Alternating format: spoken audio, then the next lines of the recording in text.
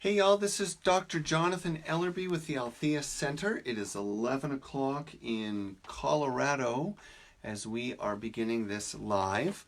A few little notes and updates. Every Sunday at 10:30 a.m. and every Thursday at 11 a.m. in Colorado Mountain Time, we are doing live group gatherings and sharing all kinds of things aligned with spiritual growth in the days of quarantine and pandemic. Of course, the Althea Center is a real place in Denver, and we do this stuff live every week in person. We have a beautiful old historic building.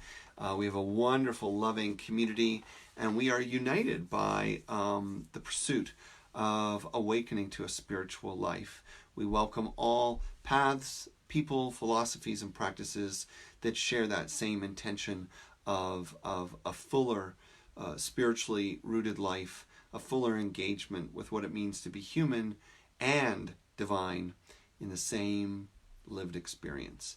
So today we are going to be doing something, we're going to follow let me say that differently. Thursdays, what we try to do is pick a topic and then focus on that topic for the first, let's say, 20 or 30 minutes. And then after that, I have my iPad here, and then Susan, our general manager, will note if anyone is sending in questions. And then I open my magical, tablet here, and then I can answer your questions. So Thursdays are more interactive, and then Sunday is more like a service or a gathering, something like that. A couple other notes to pay attention to. We are doing a special Earth Day gathering online, live. We will have Sandra Wong performing with us live online, and then probably Joy Adams will be coming, and she's that wonderful young cellist. For those of you that know Althea, she'll be with us as well. Today's topic is spiritual traveler tips. And this is actually something from my book, Return to the Sacred. If you have that book, you can run and get it. It's on page 70. But on the other hand, it could be a little bit annoying if we're just trying to talk here and you're constantly reading to distraction. Having said that, let's take a breath. Let's settle down and let's get into this together. I should, by the way, I apologize. I should have said a special shout out.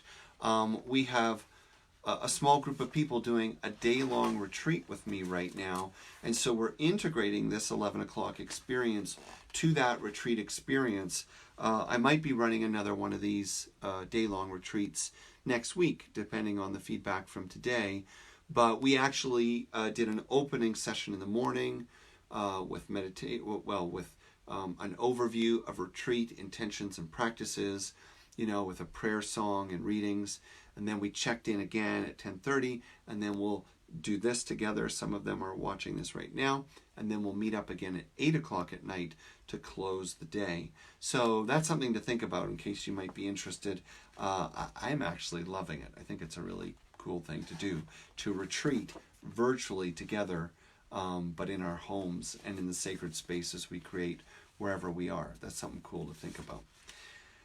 So with that, let's sit comfortably but alert. I'm going to invite you to take a deep breath in through your nose, and then a big sigh. Just kind of breathe out any heaviness, any busyness, any of the scattered energy of the day. And let's slow down, close our eyes. Really focusing on the exhale.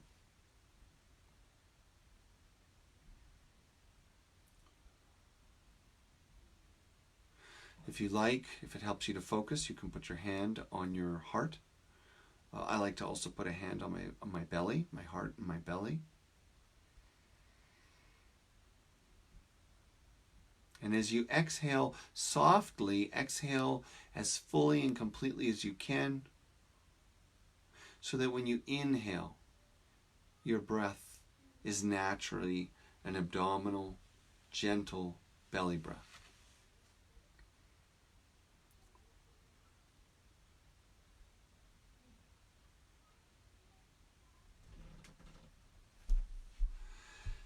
And just staying in that centeredness, in that silence, the stillness you carry within.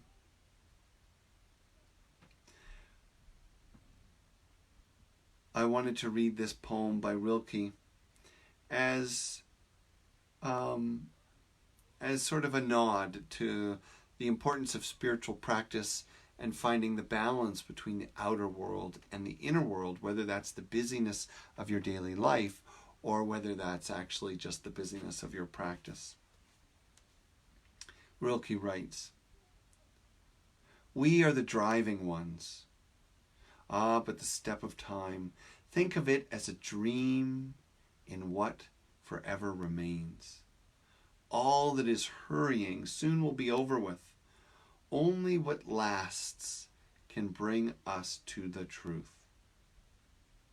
Only what lasts can bring us to the truth."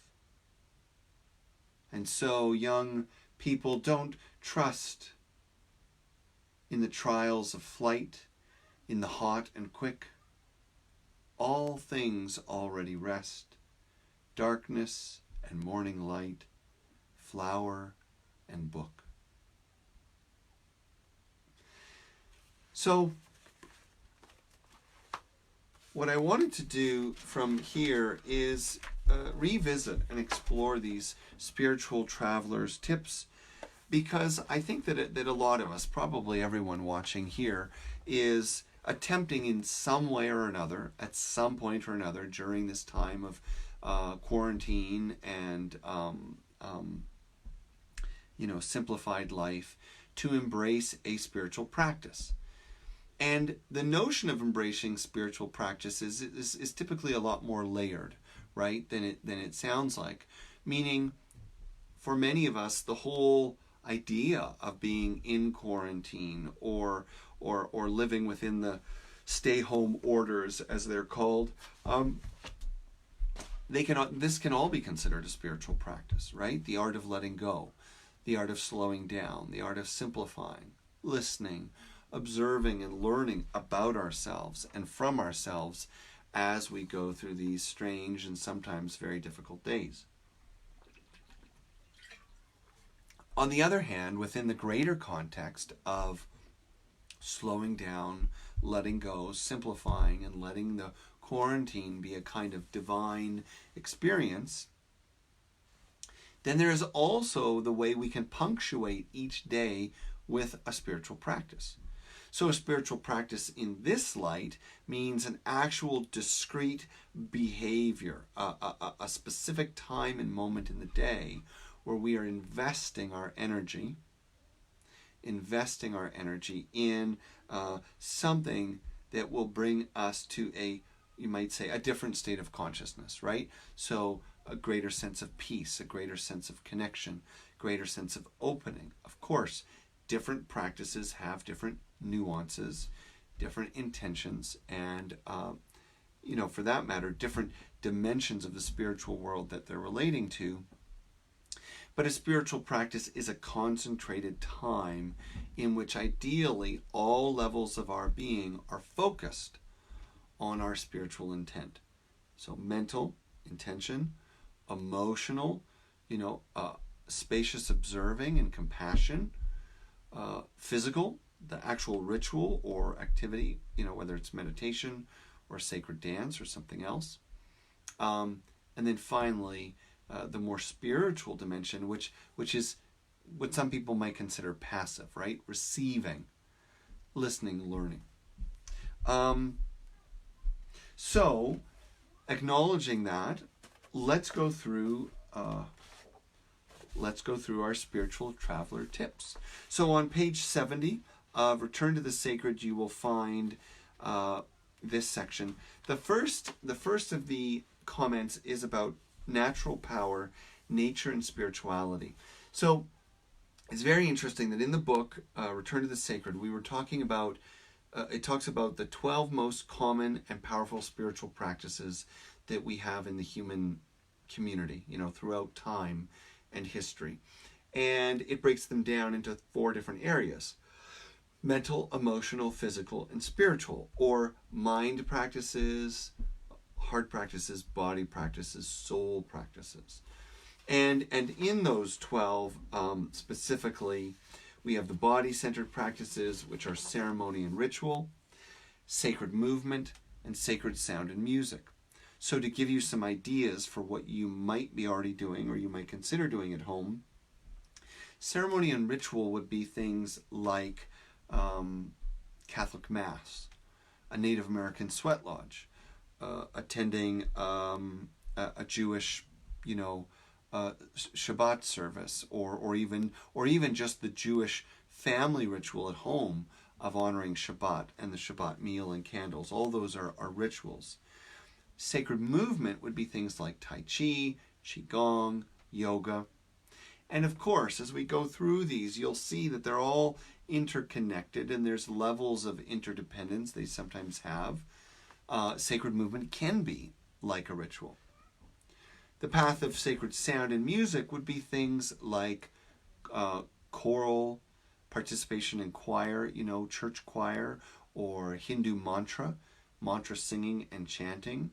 Could be toning, could be repeating sacred phrases, could also be, for some people, listening to certain types of sacred music. Then we have the mind-centered practices, which we include prayer, meditation, and sacred study. Prayer, of course, means dialogue with the universe, with God, with Spirit. And it could be anything from the formulated, Our Father who art in heaven kind of thing, all the way to the purely conversational, spontaneous, heart-centered approach.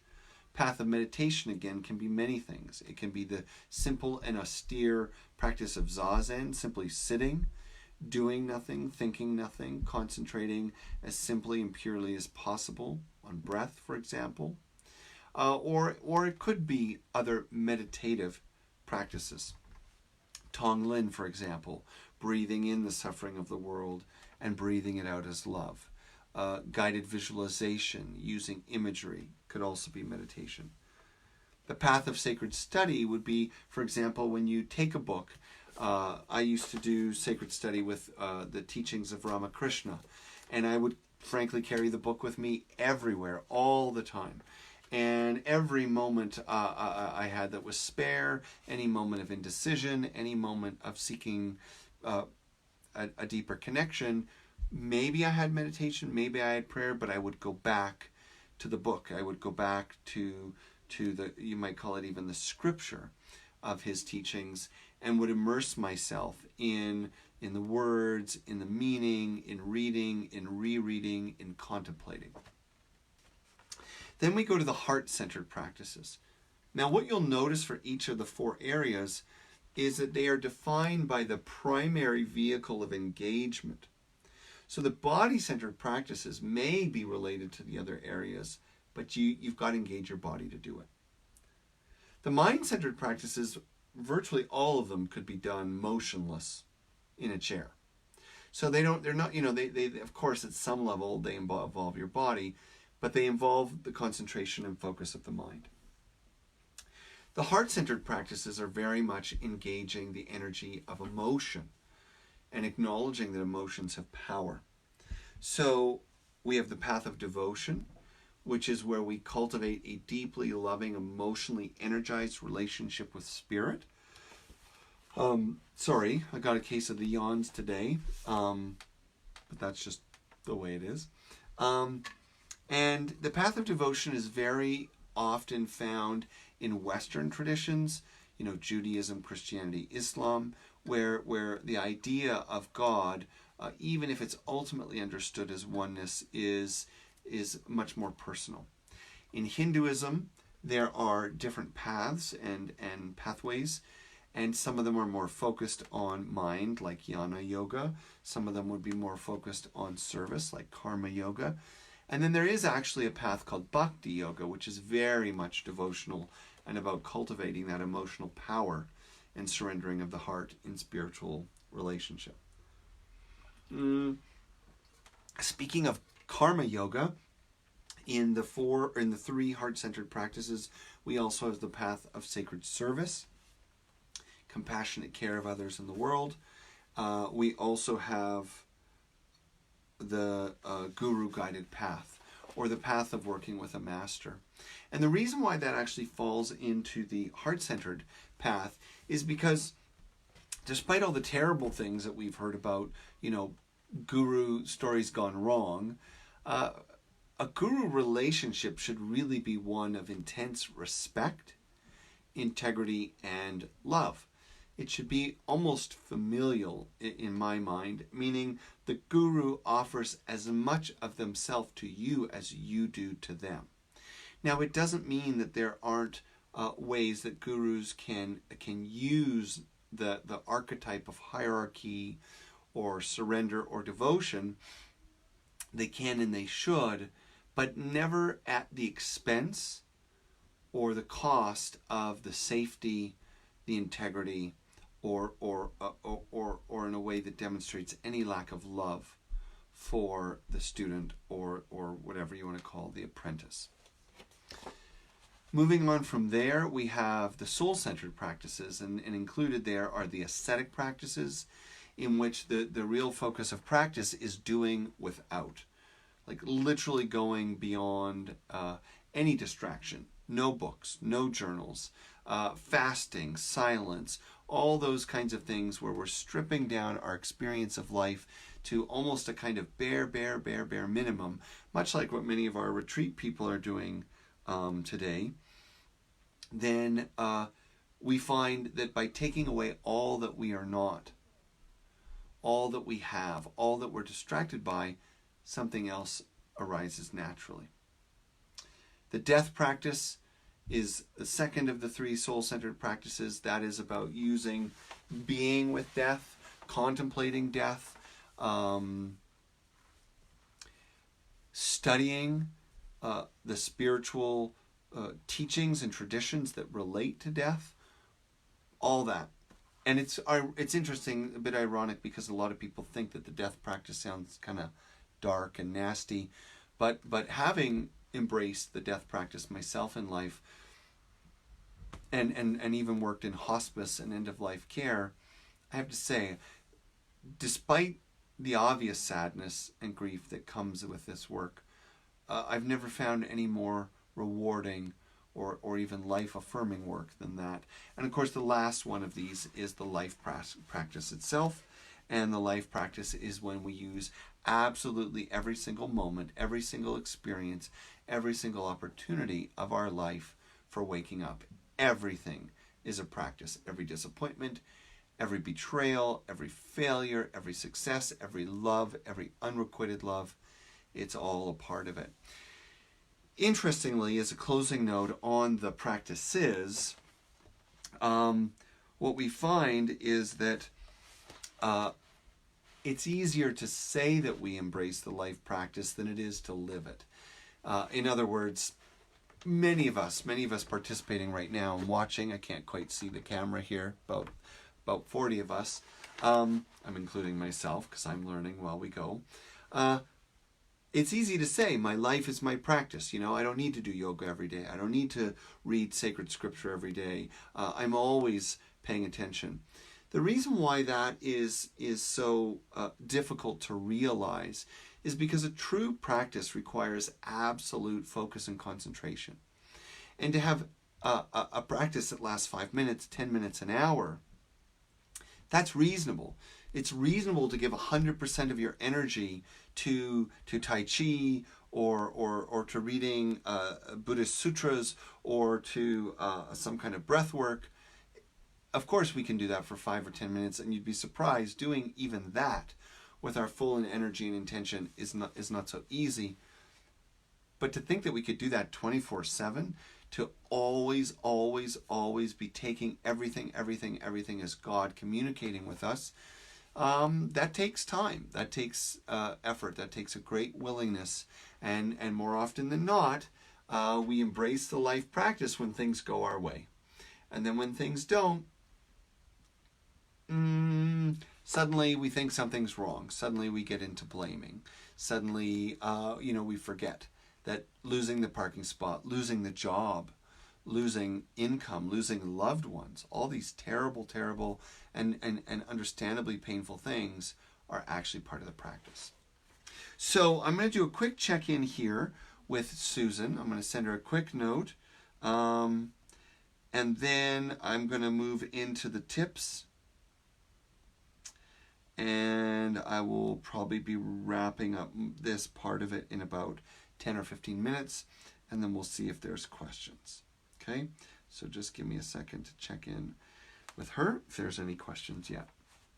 All right. So now that we've gone through all the main practices that we talk about, I want to get back to something I started to address, which is the question, well, what about nature? Isn't nature a spiritual practice? Well, that's a great question to ask me, because all my life I have felt that nature was my spiritual home and my greatest practice. Although, as I started to sort of research and explore and, for lack of a better word, analyze the 12 practices, what I realized is that nature is simply bigger than any practice. To me, nature is closer to God itself than to something very finite like yoga, which is great, but that's a thing, right? That's a time-bound human construct. Nature is bigger than that. So nature, for me, if you're wondering how does nature factor in, is a place where we can do any of these practices. You can meditate in nature, pray in nature, dance in nature. You can do the death practice in nature, the life practice in nature. In many ways, nature is not just the ultimate context for spiritual practice, but it can also be the subject, so that we can apply nature as the object of our intention and affection in our practices, and have very similar to results as when we make simply consciousness, energy, or spirit the focus of our practice. All right, moving on. The next item that we have is the importance of safety and instruction. Now, what I mean by that is it's easy to think, especially in today's day and age, that anything and everything we want to do spiritually, A, we should be able to do because we want it, and B, if we can find some instruction online, that should be good enough, that we can do it all at home. And to that I say, sort of. So not every practice is for everyone, and not everything can be studied well online. Lots of things can. Obviously, we're doing this right now online, but not everything. More specifically, if you want to go to a more advanced level of literally any practice, then I do believe there has to be some dynamic relationship with a teacher, a community, a tradition, and you can't just do it all at home. And the reason why I experience that and believe that is because you are a part of your own self-limiting factors, which means, well, the best example would be yoga, because it's very common and popular. So you can do yoga watching a video or watching a live stream or a feed or whatever. But if you're in the middle of a practice and you're, hands on the mat, your hands in the air, and your back is bent, but you're looking at the screen thinking that's exactly what I'm doing, you could actually spend quite a bit of time rehearsing the wrong pose. That's why it's valuable to have a real yoga teacher in real time, because they can go and show you, the feet need to be, the soles of the feet need to be turned up in this position. The back needs to be straight and you're bending at the hips. The neck is not rolled so much as it is angled. There's all these different nuances that we can only catch in person. But it's really no different with other things. Even advanced experiences of prayer and meditation, there's always a value in some dialogue and community. So, safety and instruction. My point is, make sure that if you're going to try something you've never done before, it's not the kind of thing your doctor would, feel terrified about. Now, it doesn't mean that all Western medicine is going to understand or have the appropriate evaluation of your practice. But particularly when it comes to spiritual health and mental health, we must be careful that we appreciate the power of our practices. if, this is an old principle of natural medicine. If anything is powerful enough to heal you, then it can also hurt you.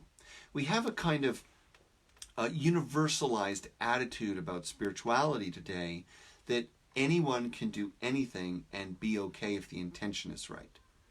But that's not really true. I actually know a great yoga master who at one point in his life's journey broke a rib because he breathed in the wrong moment. Yeah, let that sink in. So the point is that, well, I also wanted to mention that, for example, for certain mental health conditions, some types of breath work, some types of meditation, and some types of ritual can be extremely harmful or dangerous, particularly if you're prone to highly absorptive or dissociative states. So it doesn't mean be afraid of spiritual practice. It means just treat these practices with respect. And treat yourself with respect. That means if you don't feel certain and clear that you're safe or have the right guidance, either try something else or seek guidance and then go from there. All right, moving on. The next item is daily, weekly, and seasonally. And what that's about is recognizing that there is kind of a time and a place for all practices, and there are ways that practices thrive and ways that practices don't. So as an example, movement practices, Qigong, Tai Chi, sacred study, meditation, prayer, simple ceremonies like being with your altar, an altar meaning a sacred space in the home or somewhere near your home that holds the energy of the cosmos and your spiritual intention. All these things are really great to do every day. To have a daily practice in any one of these things is phenomenal. But to use them moment to moment, like when you're stressed, not so much, right? So imagine, you're having a moment of argument with someone or frustration with a bill you get in the mail, and to face it, you have to run and go do an hour of yoga. And then as soon as you finish, you open the next piece of mail, and now you have another bill, and then you got to go run and do another hour of yoga. Like, that's insane. So the point is, it's important to have things that we do in the moment, things we do every day, things we do every week, and then things we do seasonally. So seasonal things would be things like retreat, silence for a day or days at a time, fasting for a day or days at a time. Many of the ascetic practices are things that should really only be done seasonally. But then there's weekly practices, and that could be something like the Althea gathering on Sunday. So for those who don't know, we have this beautiful gathering. There's a prayer group that starts at 9:30. They meet and they share a prayer tradition on behalf of community members. That's a small group experience.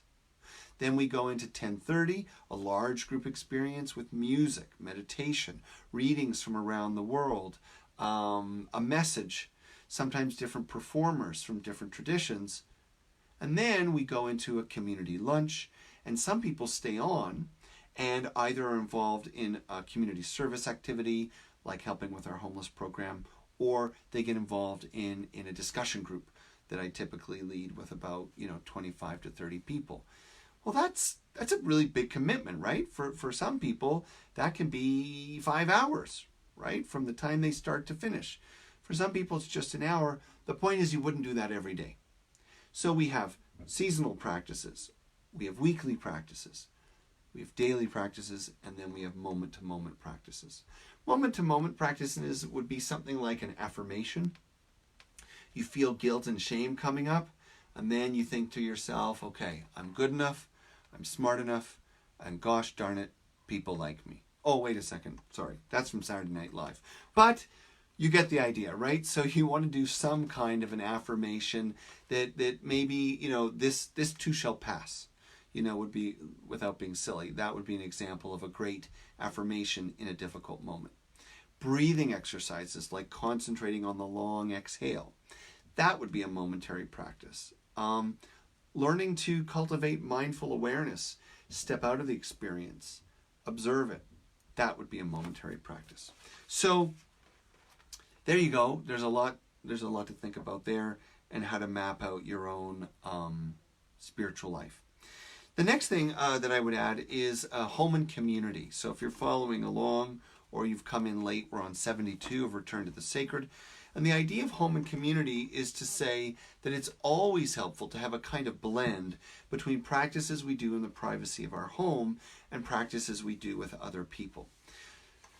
Obviously, a lot of us are in quarantine, so we're not able to do a lot of things with other people, and yet maybe not as much as we think. So, for example, today I started off with about 6 people, and we're doing a day-long retreat together. And what's interesting is starting the day together, punctuating the day with moments of check-in, ending the day together, is very different than just doing it on your own. Not only do we have the energy of the group, but we have the goodwill of the group, we have the accountability of the group, we learn from the group, and we feel a different container by virtue of the group. So community, like nature, is a very powerful context for how we hold and understand ourselves and our spiritual practice. At the same time, it's critical that we have things we can do at home so that we're not constantly caught up in the drama that can be created by being in community. People who are showing off in the Tai Chi class or the yoga class or the dance class, people who are, gossiping in the middle of a spiritual teaching, all that kind of stuff is normal and natural. So it's nice to have a balance between home and community. All right, I'm checking in to see what we've got for questions. Still nothing yet. And so now we're going to move into the last part of my overview. Then we'll see if you have any questions. If you do, great. If not, you're free to go. But stay tuned. We got some good stuff coming up right now. So on 72 of Return to the Sacred, what we talk about is the mystic mindset, attitudes that will help transform your practice. So whatever you're considering as your spiritual practice in the moment, in the day, in the week, in the season, how you hold your spiritual practice, your attitude and intention shapes it completely. And so that means you can't approach it the way you approach doing the dishes, or the way you approach playing soccer, or the way you approach practicing piano, unless those things have become a mindful spiritual practice for you, in which case, yes, these same attitudes can be applied to just about anything in life. All right, we have 8 to go through. The first is compassion, and then the clarification is no harm. So all these are going to be stated in the positive and via negativa, which means through the negative, what not to do. So it's important that when you're in your practice, you want an attitude of kindness towards yourself, even if it's a practice that pushes yourself and challenges yourself. We're not doing it from a place of self-hatred or shame or wanting to do any kind of violence through thought or behavior to the self. So let love be your compass in making all your decisions. Now, one quick note. Sometimes people use this principle to let themselves off the hook, right? Okay, I planned that today I would be silent. No digital interface. Just to reflect and pray and meditate. I'm going to do it from 12 noon to 8 o'clock at night. And then at 2, you start getting bored and you think, well, maybe I'll just check my messages in case something important happened. And then you start feeling guilt and shame. And then you pull out the old compassion excuse. Well, I'm not here to be hard on myself, so I'm going to check because that's a more loving, forgiving thing to do. No, I don't think that's exactly what we're talking about. If the intention is to go 8 hours without a device or tablet, then when the frustration or longing to cheat comes up, instead of being hard on yourself mentally, beating yourself up, it is with kindness and compassion you keep yourself on track. Okay? So kindness and compassion doesn't mean letting yourself off the hook. Kindness and compassion means that whatever you do it with a loving attitude and not one that is punitive. The next one is optimism no fear. And that simply means that whatever comes up, don't feed it or respond with fear. Respond with curiosity. Where could this take me? What is this discomfort about? What can I learn about myself? How is this teaching me about how I block my relationship to spirit? And if I'm experiencing fear, can I even be optimistic about the fear itself? What is the fear teaching me? What is the fear holding me back from? How does the fear serve me? The basic idea here, when it's called optimism, is that everything can be for your growth if you hold the right attitude and observation about it. Now, that takes us to number 3, observation, no judgment. Probably the greatest of the attitudes you can cultivate with any spiritual practice, and this is true in the moment, in the day, in the week, in the year, is really what many of us call mindfulness. The ability to not only be in the present moment and not be distracted, but to be openly aware and unattached with whatever's going on in the moment, or from whatever's going on in the moment. Observing, oh, I have hunger. Oh, I have boredom. Oh, I have any number of things. But it gives us that space so that we can remember whatever we have, we are not. Whatever we have, we are not. So if it's temporary, observe it, listen to it, notice it. You don't even have to jump to learning. You don't even have to jump to analyzing. Be in the attitude of observing as long as possible without judgment. That means if thoughts and feelings are coming up that are not feeling particularly sacred or holy or wonderful, it's okay. It's okay. Observe it. Love, curiosity, see where it takes you. The next one then is, I still see no questions. The next one is contemplation, no striving. So if we go into a practice, it's healthy to have intent. It's not healthy to be attached to it. Like, boy, oh boy, I better have some kind of cosmic experience today. Boy, oh boy, the spirits better show themselves to me today. Boy, oh boy, God better give me direction. That kind of striving, almost threatening attitude doesn't help anyone. But yes, focus, commitment, dedication, all those things are critical. And it's important to do it with a contemplative attitude. And a contemplative is where we take observation and we move it into learning. So you observe something and then you hold curiosity about it. Contemplative is a kind of a meditative curiosity. Then we go to dedication, number 5. And we've touched on this already. The idea is that if we've set up some rules for our practice and we know they're healthy and we know they're in our best interest and we've weighed them out well, then once we're in the practice, we must then pick up dedication. Don't talk yourself out of something that you know is good for you. Don't come up with excuses for something that you know is important to you or you've been building towards. Find your resolve, your commitment, your focus, and don't procrastinate. Next, we have humor, no ego. And yes, I absolutely recommend that humor is an important part of a spiritual practice, which means have some lightness about the whole thing, right? If you find yourself checking your watch obsessively, let's face it, you're just being human. There's nothing to be ashamed of. So make light of it, have a laugh at your own expense.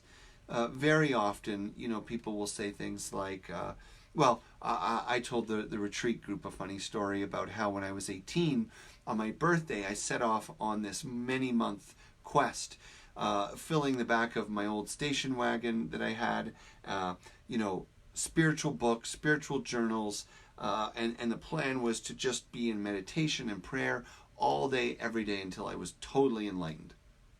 I didn't even take music. And the plan was that I would not be distracted, I wouldn't listen to the radio, I wouldn't listen to cassettes, just focused awakening. And then, like after 4 hours on my first day of driving, and I still had 4 hours ahead, I remember stopping at the gas station and I went to get something out of the glove compartment and I found a tape, an audio cassette. And it had Paul Simon on one side and Bruce Hornsby on the other. I don't even know where it came from, and I'll tell you, I listened the hell out of that tape. I listened to it all the time until I knew every word of every song.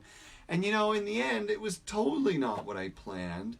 I was totally not dedicated. I totally exploited my compassion. But you know, you gotta laugh about these things, right? I mean, I went from my pure idealism to, you know, the karaoke king in the blink of an eye. So that's very much about, someone's asking to say more about procrastinate. So that's very much about being gentle with the ego and observing the ego with playfulness. The ego likes to be righteous. The ego likes to be right. The ego likes to have experiences that we can brag about and boast about. And none of that really helps, right? Because what happens is the ego becomes the focus of our attention and not spirit or the feeling experience. When I talk about procrastination, this can be applied a lot of different ways. So at the outset, procrastination could be about the practice itself. Like I said to my wife, you know, we've been in quarantine for a month now, and I can't believe that with all this time at home, there's still a bunch of things I haven't done that I have said I would do now that I have the time. That's hilarious, right? I mean, we're going to be stuck at home, who knows, maybe a total of 6 weeks, 2 months? And the garage is still going to be a mess? Like, that's insane. So I use that as both an example of, humor, but also as an example of procrastination. If there's a spiritual practice that you know is healthy and helpful for you, don't put it off. Learn about it. Get invested in it today. But procrastination is also important inside the practice, which means, if you're setting up your altar, if you're studying your movement practice, whatever it is, there's a certain point where we cross from productively learning about things to just avoiding starting. So that would be another great example of don't procrastinate, get into it. The last two we have, and again, if you have questions, send them along. We got about 5-10 minutes left at the most, but I'm just going to keep going until I get another question. And it's okay if there's no questions. The seventh principle is surrender, non-attachment. And in many ways, that's kind of been implied behind all of these principles, that we really want to be in a witnessing awareness that has no agenda. And that means even to the practice itself.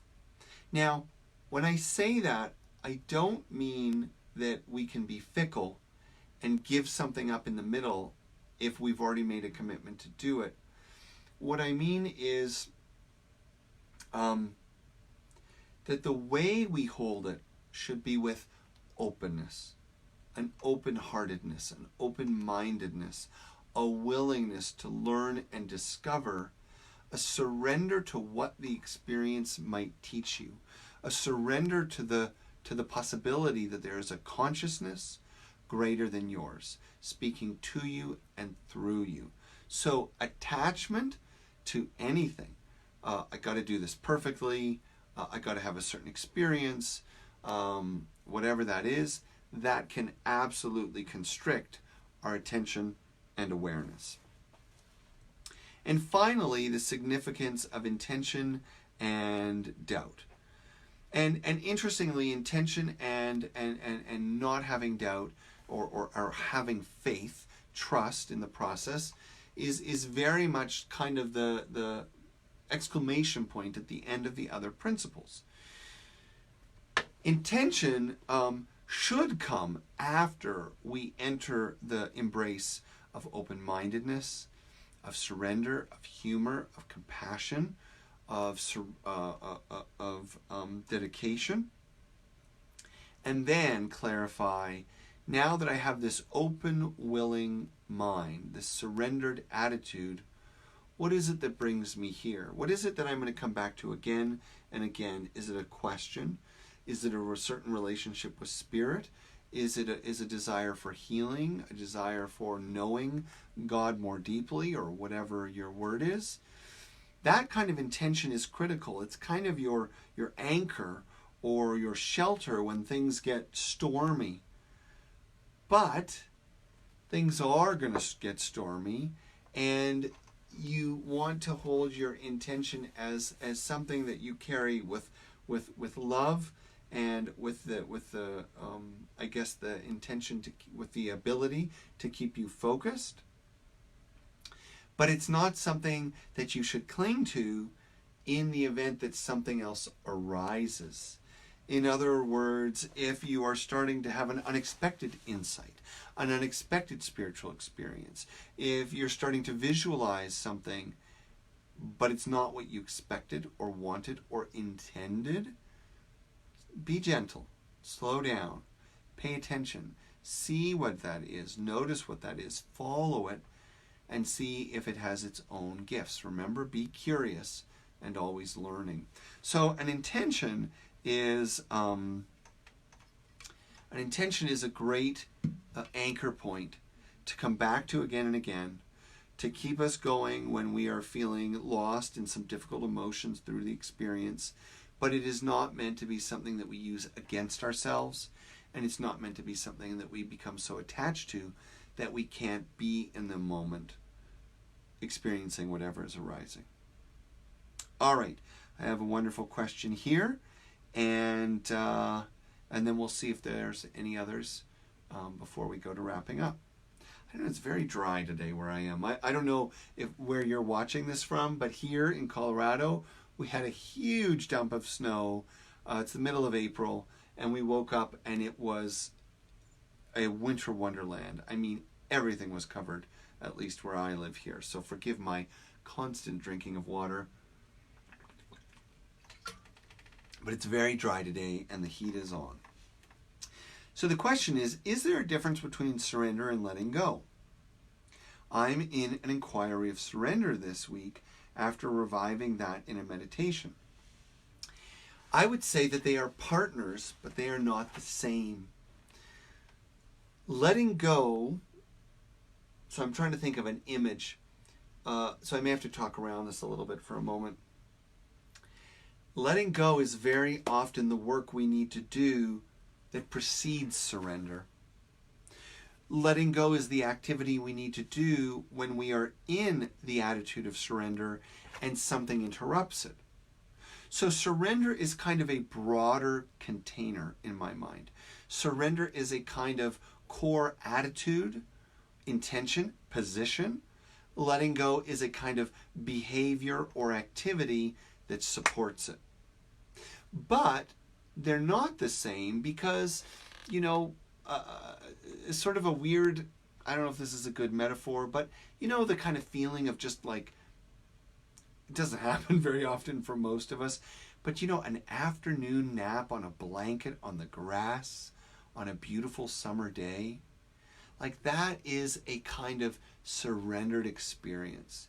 You're not doing anything, you're not thinking of anything, or maybe even the moment when you wake up from that nap, or you're lucky and you get to lay on a lawn chair by a pool, or maybe you wake up in the morning and you have nowhere to go and you just get that quiet moment, and the feeling is surrender. Like it's allowing, it's accepting. There's nothing going on. There's nothing to do. It's a pure place of willingness and openness. Letting go tends to be a more active moment where something is up. We are in relationship. Letting go is kind of like what we needed to do before we could get to the blanket. Like, oh, I have to clear my schedule. Oh, I have to remind myself I don't need to do so much.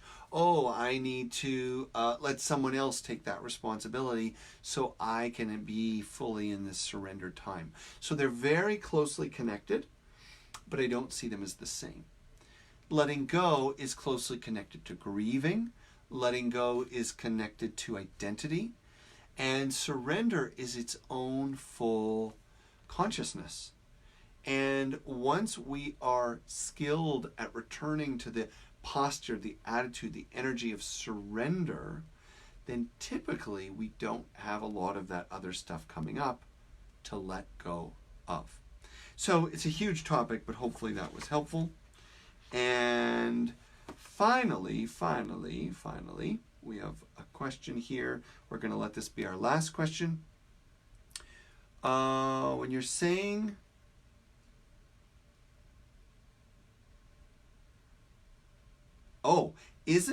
so about a movement practice, isn't intention and focus more important than proper pose? So about movement practices, is intention and focus more important than proper pose? Super question, and it totally depends on the actual practice. So in a lot of more energy-focused movement practices, like Kuksundo, like Qigong, like Tai Chi, yes, many teachers will say, do the best you can with the pose, but stay focused on the right intention, right? Clearing the mind, being with the breath, feeling the flow. And then the body will follow in time. Or they might say that because the focus is the energy body, that's going to be ultimately most important. On the other hand, there are certain types of physical practices, movement practices, where the pose actually really matters because you could hurt yourself if you do it wrong. So, for example, in yoga, inverted poses, right? Handstands, pigeon pose, poses where you're bearing weight, where balance becomes critical. A lot of those poses, yes, absolutely right. Focus and intention are critical. They will be important partners to the pose, but doing it with the wrong physical structure actually will not have the same result and can be dangerous. Now, it's interesting that in yoga there are different schools of thought, and you could have a tradition like Kripalu, which is much more focused on breath and the inner emotional experience, or Iyengar, which is extremely focused on the actual precise alignment of vertebrae, bones, and body.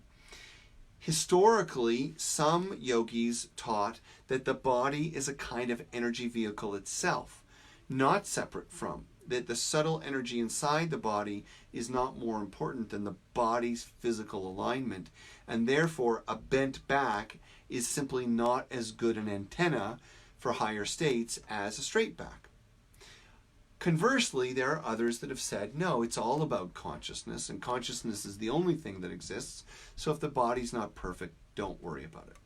At any rate, that's some reflection for you. In all cases, intention and focus remains critical, and then in movement practices and ceremony as well, okay? So in the body practices, this always comes up for all of them, right? Are the right words of the mantra important? Is the right melody of the mantra important? You're always going to have those two schools of thought. One will say that the physicality is an energy and it must be precise. So sa se so hum is not the same as ya he mo mum. Some mantra teachers will help you understand that there are actual pressure points inside the mouth that are activated by the vocal positions, and that humming along is just not the same thing. So there's no real conclusion to the answer of this, except to say it depends on what practice, it depends on what school. Intention and focus are always important, but procedure and physical process will be critical depending on what it is you're doing. All right, so I'm looking down. It's time for us to close.